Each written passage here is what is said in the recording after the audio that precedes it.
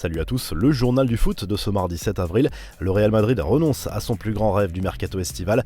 D'après les informations du quotidien AS, le club merengue ne croit plus en l'hypothèse d'une arrivée de Kylian Mbappé cet été. Le PSG sera intransigeant sur ce dossier. Le Real change donc de stratégie et aurait décidé de décaler son offensive pour le champion du monde à 2021. Le Real espère surtout que l'attaquant du PSG ne prolongera pas son contrat actuel, ce qui pourrait permettre de l'acheter à meilleur prix. Affaire à suivre. Dans un entretien accordé au magazine Vogue Man Arabia dont il fait la une, Neymar a évoqué ses pépins physiques des 2 dernières saisons. Il n'y a rien de pire pour un sportif professionnel qu'une blessure. J'en ai subi ces 2 dernières saisons et j'ai eu de nombreux moments de remise en question, a reconnu le Brésilien. Dans cette interview, Neymar évoque aussi le décès de Kobe Bryant. Sa mort m'a beaucoup affecté car nos vies avaient beaucoup en commun. Lorsque vous rencontrez la personne derrière l'athlète, cela crée une relation différente. Avec Kobe, c'était très spécial. Le sport et la société ont perdu un grand homme, a confié la star parisienne. Mathieu Valbuena vexé de sa défaite contre Dimitri Payet, mais content du résultat d'un sondage pour élire l'Olympien de la décennie. L'actuel joueur de l'Olympiakos l'a fait savoir sur les réseaux sociaux, en rappelant notamment son palmarès avec le club marseillais et en publiant quelques smileys pour décrédibiliser ce vote des supporters. Pourtant, sur 16 000 votants, près de 7 sur 10 ont choisi le Réunionnais sur ce duel.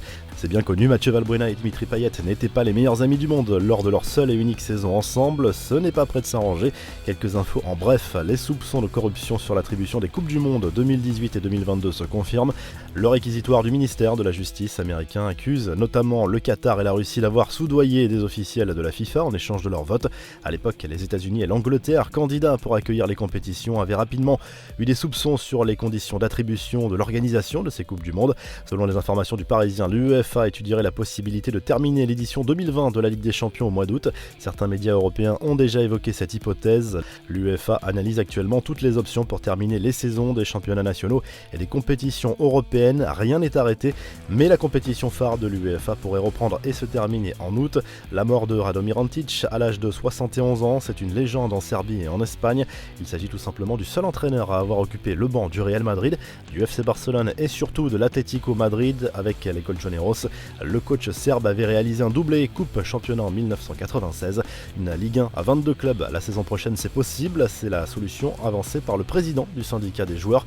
Dans l'hypothèse que le championnat ne puisse pas aller à son terme, il n'y aurait pas de descente cette année et 2 montées de Ligue 2 vers la Ligue 1, ce qui donnerait une saison 2020-2021 avec 4 descentes.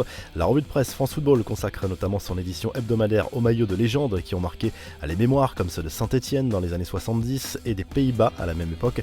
Un hommage est également rendu à Pape Diouf. En Espagne, Neymar fait à nouveau la une du quotidien Sport. Le journal catalan assure que le PSG est enfin prêt à accepter un paiement étalé pour le transfert du Brésilien. La porte s'ouvre, assure le quotidien, alors que le club parisien sera inflexible concernant Kylian Mbappé. En Italie, le Corriere dello Sport évoque la reprise qui se dessine tout doucement en Europe. Le Bayern a repris l'entraînement en Allemagne, l'Inter a rappelé ses joueurs étrangers. Le quotidien sportif parle par ailleurs de l'avenir de Mauro Icardi. Vous retrouvez l'actu foot sur topmercato.com, l'appli Top Mercato, et à très vite pour un nouveau journal du foot.